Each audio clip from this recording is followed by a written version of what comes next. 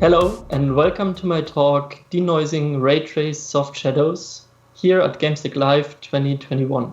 My name is Dominik Baumeister. I'm working as a developer technology engineer here at AMD, and I've been doing that for the last 4 years, or almost actually.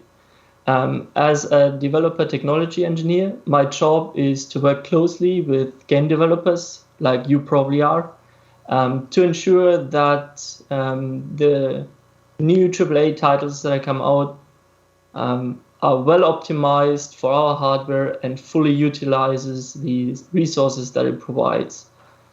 End of last year, we released the RX 6000 series that is powered by the RDNA 2 architecture, which is the same architecture that also powers the Xbox Series X and Xbox Series S.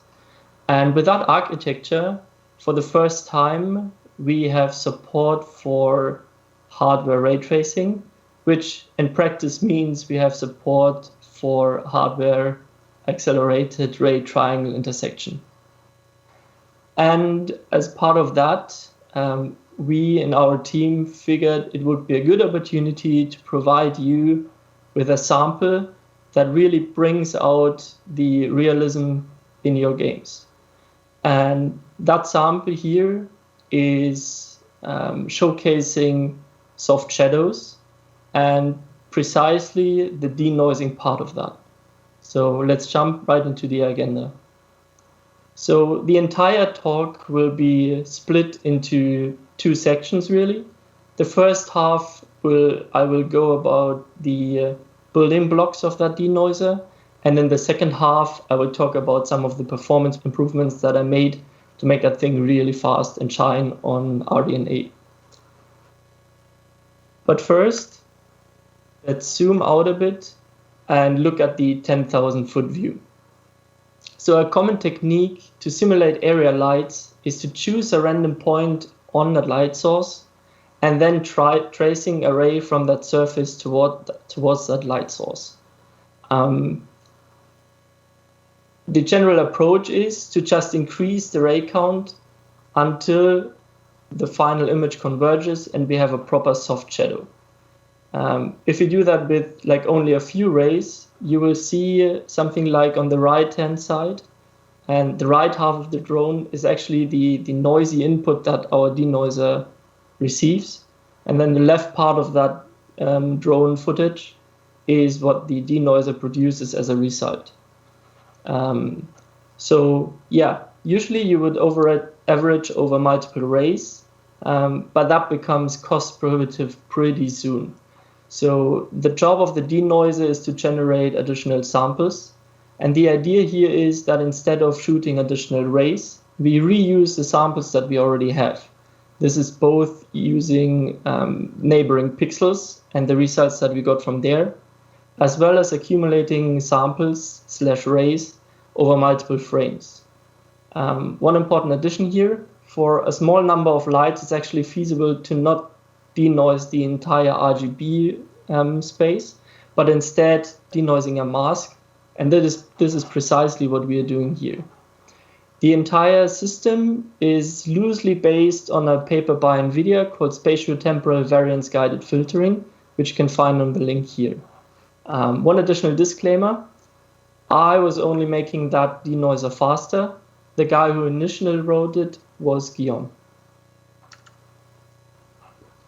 The denoiser itself is already integrated in a few titles. I'm only showcasing those here where I found screenshots I can actually use. So the first one is a pretty famous game called Dirt 5. That is pretty fun racing game. And the next one that you should check out is the Rift Breaker, which is an action-loaded real-time strategy game. But there are actually more to come. So onto the first part of the entire presentation, the building blocks. The entire denoiser is kind of split into 5 conceptual passes. So we begin by actually creating that shadow mask that we want to denoise. Then we run some analysis on that shadow mask, which is called local neighborhood here. We do some disocclusion query. That is the third pass. And both the local neighborhood as well as the disocclusion and the shadow mask all feed into the reprojection step, which does the temporal accumulation. And after that, there are various filter kernels who will then do an additional spatial blur to remove the remaining noise. So on to the first of the building blocks, actually generating that shadow mask. As I said before, we are shooting rays towards the light source. And for that, we actually count the number of rays that hit that light source. The idea here is that we are not utilizing any of the hit shaders because we can't really hit that light, but we can hit geometry. So what we actually do is, once we missed geometry, so in the miss shader, we increment the counter, meaning we miss geometry, meaning we hit the light source. So we increment the number of times the rays hit that light. And that counter value is then just stored out to memory. And that is then the shadow mask that we want to denoise. And we do some analysis on that shadow mask. In general, that means we are creating the mean and the variance over the local neighborhood, meaning a certain number of pixels around the pixel that we are interested in. That mean and variance is something that will come up a lot during that talk. So it's quite important to get some intuitive understanding for these values. The mean is really just the average, so usually it's some kind of shadow value, and the variance tells us how noisy the data is. So the more noise, the more aggressive the denoiser has to be usually. And using that mean and variance from the local neighborhood allows us to span some form of window in which we would expect additional rays to be in. So if we would have shot additional rays, we would expect them to generate values that are somewhere within that window. Think about what happens if an entire region would be in shadow. That means we have pretty much no variance in that. All of the values are in shadow. So if we would have shot more rays, we would kind of assume that these would be in shadow as well. And that is kind of that window that we have.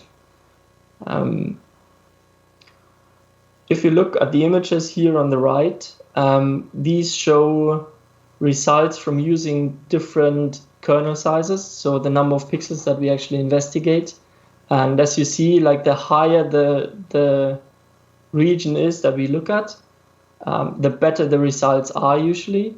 But of course, there is a performance trade-off. And here we settled with a 17 by 17 kernel. And one more interesting thing here, that filter can actually be split in a horizontal and a vertical pass, dropping down the number of samples that we require quite a lot. The next building block of the denoiser is creating a disocclusion mask. That disocclusion mask will tell us for each pixel in the screen if we can reuse the history data that is stored at that position. And we do that by calculating a reprojection value in two different ways, and then later trying to match the reprojection values. So the first way we do that reprojection is we project that surface position into world space and back into the screen space of the last frame. And that gives us a certain depth value. And the other approach is using per pixel motion vectors to look up the depth value from the previous frame's depth buffer. And that gives us the second depth value. And by comparing these two depth values, we can now check how close they are. And the closer they are, the more probable it is, the more likely it is that they actually belong to the same surface. And we can reuse the history information that we stored there. Using a constant depth threshold here is actually a bad idea.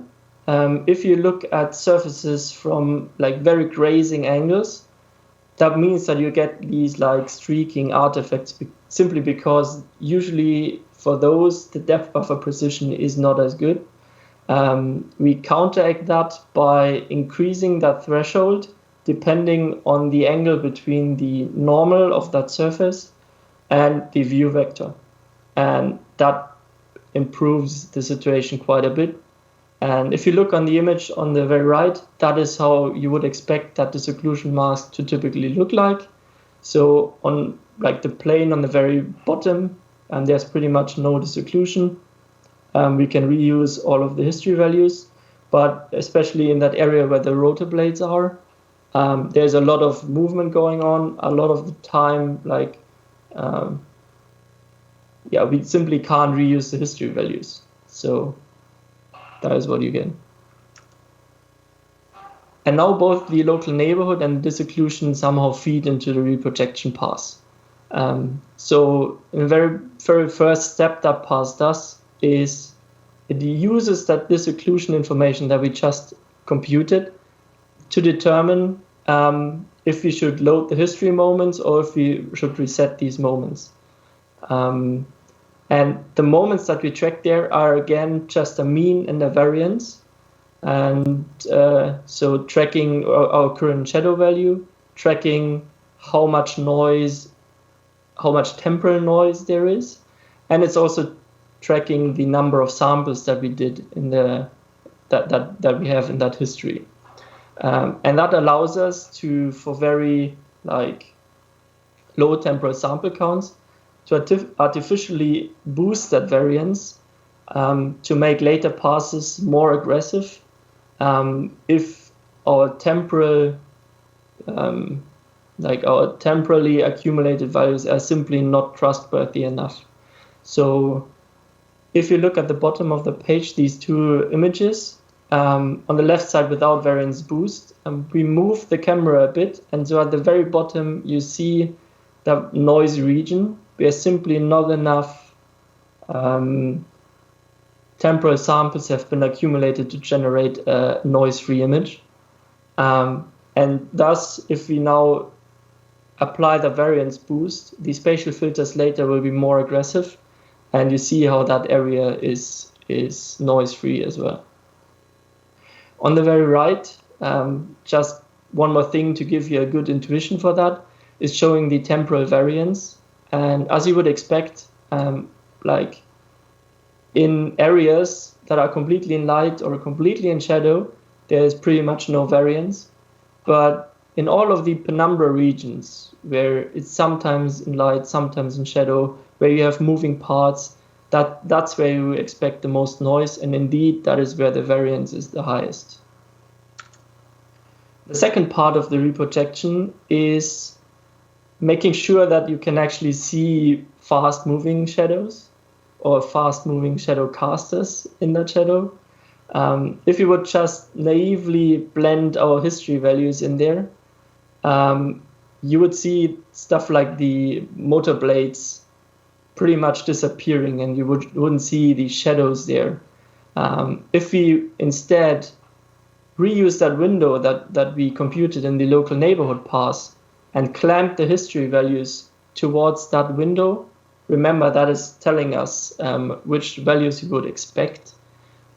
We get a much better shadows, especially in regions like these rotor blades.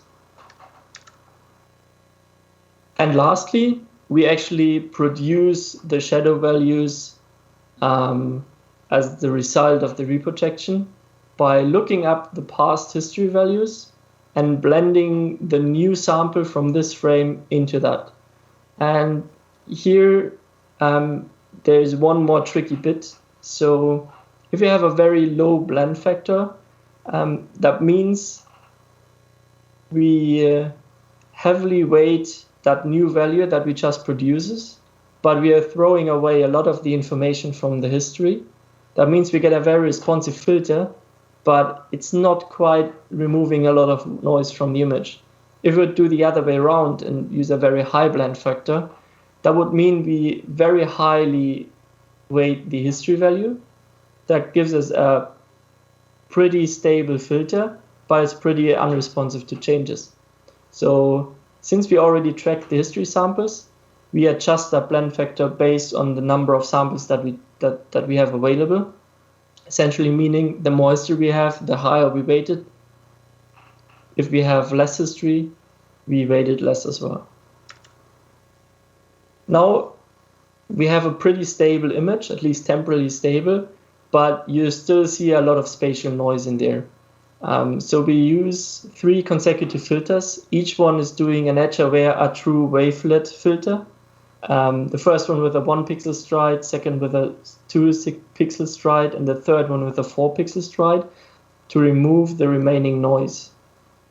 And one important part actually to make this work really well is to output the results of the first filter pass as the history for the next frame.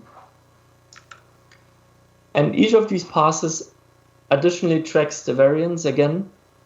This is mostly to avoid over-blurring in regions with low variance. So if we know that there's pretty much no variance, we don't run the blur, or at least weight neighboring pixels less. So if you look at the variance output for each of these passes, you see how the values for the variance decrease with every single pass. So we are removing the spatial noise from the image. One last important step for the entire denoiser is to run TAA on top, because in certain situations you can see some of these firefly artifacts that you see here on the image on the left. If you look at the chandelier, there are these like small white dots, and by adding TAA to the mix, that greatly improves the entire effect. Now to the second part of the presentation, performance improvements. There are 2 key observations to make this entire thing run fast. So the first one is we are very rarely actually shooting more than 1 ray per pixel, because although we have hardware that can accelerate the ray traversal quite a bit, we still like to keep that at a minimum and only shoot 1 ray per pixel. So we might as well move that assumption into the denoiser and see how we can improve it. The second key observation is that in a lot of scenes there are some like larger shadows or areas that are more in light, where actually the output of the denoiser is exactly the same as the input because there is no variance there. So we would like to skip these costly operations in the first place. So on the first assumption, single ray per pixel, what happens if we do that? So here on the right, you see how we calculate mean and variance for the local neighborhood. And if you now plug in for the value either 0 or 1, you see that both the mean and the variance become essentially the same value. So we can get rid of half of the computations and just track them as if they were 1. So that already helps us quite a bit. The second part is now we don't have to track like a floating point value between 0 and 1. We actually only track a single bit per pixel that tells us was that pixel in light or in shadow. So we can actually compress an entire 8x4 region of pixels into a single mask. A nice side effect of that, this nicely matches the native Cindy size. And if you're pretty familiar with, at least on RDNA, and if you're familiar with RDNA, we are actually tracking bools as a scalar unsigned integer anyway. So all we would have to do in theory is change our ray tracer to track a flag and then just output that scalar to memory. Either way, we compress the data quite a lot, and this will help us further as I will show you in the following slides. In theory, we can actually take that whole idea to higher array counts. That just makes a few of the later passes more expensive, or at least more complex to calculate. I don't want to go into too much detail on how we put that mask together. The key idea here is that on PC we use wave active bit OR on DXR 1.1. On DXR 1.0, the situation is a bit more complex because the thread group size is not defined for a raytracing shader. So in that case, we just write out the results 0 or 1 as we did before with the smallest target that we can find and run a separate compression pass, but that still helps a lot. As a quick example, I want to run you through the changes that I had to do for the local neighborhood.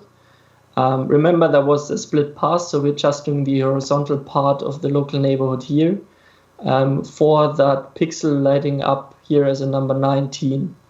And since we did everything compressed, the left region is in one unsigned integer, the center region is in one, and the right region is in one unsigned integer.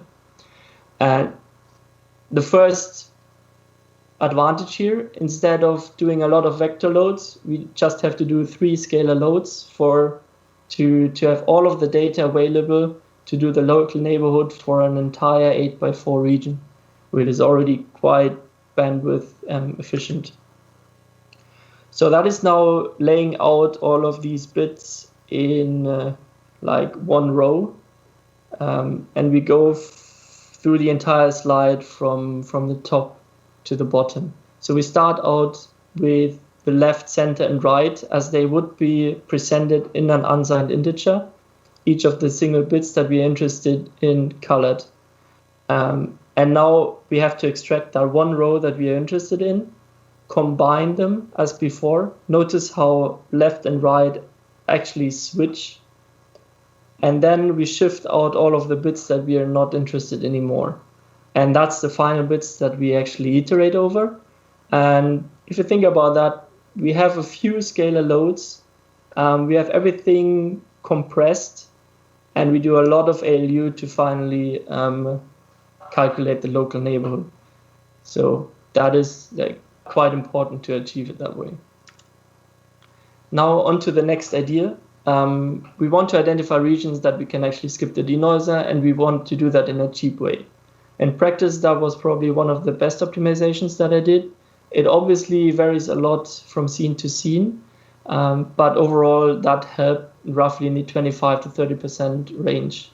All of the denoisers run on 8x8 tiles. Then if you look at that 17 by 17 kernel, that means every we have to do like an 8x8 boundary in each direction. So in total, we have to check a full 24 by 24 region for all of the values in there, if they are all in light or all in shadow. Remembering that we have everything compressed now in an 8 and a single unsigned integer now spans an 8x4 region of pixels, we actually have to do only 18 scalar loads to address the entire region. And then we don't have to do any complex math. We actually just have to combine each of the masks, OR them together and AND them together, and then check the results of that AND and OR. So if the AND mask is all bit set, that means all of the inputs were in light. So we can skip the denoiser for that 8x8 tile. If all are in shadow, if the entire OR mask is 0, that means all are in shadow, and we can skip the denoiser tile there. All in all, that means that that entire code is completely scalar. So we're not taxing the vector unit at all. That is only on the scalar unit and helps us a lot for one of the next steps that I want to show you. But first, the tile classification pass generates what I call a metadata mask, and that is then used in the follow-up passes to do a quick scalar load, check which logical paths we have to run on, and either we clear or we apply the actual filter. One important optimization here, we can actually merge a lot of these passes, like the tile classification, the local neighborhood, the disocclusion, and the reprojection. They can all run in the same pass, and by doing so, we can remove quite a lot of the intermediate resources, and overall that was like a 10% performance improvement. All of this made possible by compressing the bit mask and making that local neighborhood computation that cheap. So we can get away with doing that a few times per tile. One more optimization for the filter passes. These are the last ones in the of the building blocks. Each of those has to access up to a 16 by 16 region. So we ensure that we load everything in blocks of 8 by 8. Keep that in registers until we have everything loaded, so we can ensure that all of the loads go together. Then we sync, center everything in group shared memory, and each of the threads uploads everything to group shared memory. Then we center in group shared memory, and then all of the samples then work off of the data that is in group shared memory. We want to ensure that we can actually keep the data as is and keep it as densely packed as possible in group shared memory. So we have to ensure that everything stays in a packed format. And we do that by annotating the resource view in the respective, like with that float 16 T2, and use that packing function here so the compiler knows how to interpret that data. And that's, in the end, the code that we get. So we have all of the loads in the beginning. Then we can do some packed math on all of the stuff that we loaded, and then just write everything to group shared memory. The last optimization that I want to quickly go on is it actually makes sense to keep, like if you're denoising multiple lights at once, it still makes sense to keep all of the resources separated, especially if you do the final write out to an image and just write to a single channel of that texture. That would then result in a read, modify, write, and that is something we really want to avoid. For future ideas, like the one thing that immediately comes to mind, like we are denoising soft shadows, so that is like usually like a soft effect anyway. So we could maybe get away by tracing and denoising at half resolution and then do an effect specific upsample. More ideas, we can guide the ray tracing part. So it's always a good idea to trace fewer rays. So we could just compare history frames. If we already are converged, then we might get away with shooting fewer rays. Or we could reuse tile metadata or a VRS image. All of that is feasible if you can get away with fewer rays. And that denoiser may as well be applied to ambient occlusion. That works as well, and Riftbreaker is actually doing that. All right, I want to thank everyone here on that slide for helping me out, providing me with ideas to improve all of that, and making it possible. Thanks also for Microsoft for the opportunity to talk here at GameStack Live. The entire denoiser will be open source and will be available on our website, gpopen.com, next to our reflection denoiser. Thank you very much.